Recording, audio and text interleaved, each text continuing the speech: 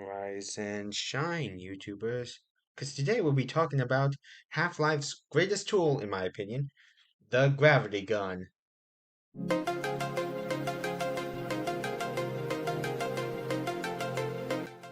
Now, the gravity gun is kind of simple and also complex, in it that you have this device that can attract heavy objects to you as though they were light, and then repel them very quickly.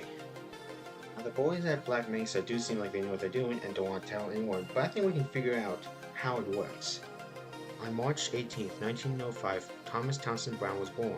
He would later develop something known as electrogravitics. Through his patents and projects and experimentation, he found that capacitors, which are electrical components, consisted of two parallel plates usually, with an insulated material known as a dielectric in between. He found that when you apply high voltage to it, it can produce a thrust. If it was asymmetrical, it could produce even more thrust. Now, strangely enough, he claimed that there was a connection between this thrust with gravity, as evident by the name electrogravitics. There are skeptics who claim otherwise, saying it's just ionic wind.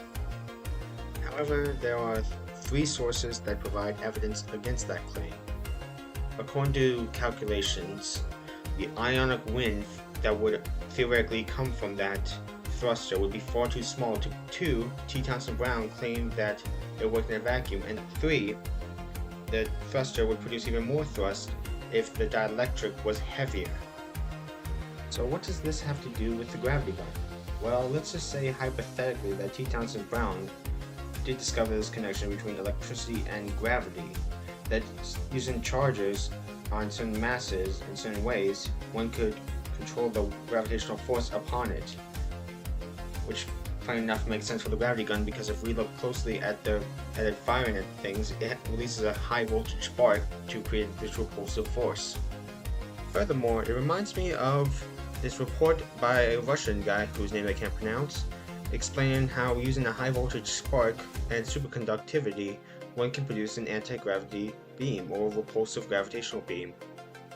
I guess if I were to make a hypothesis on how the gravity gun would work in real life, it would look like this diagram. You would have this beam emitter that's repulsive to fire the device, but you also have these little nodes that can attract matter with a positively charged electrogravitic antenna of sorts. Thank you all, and I hope you have a good day.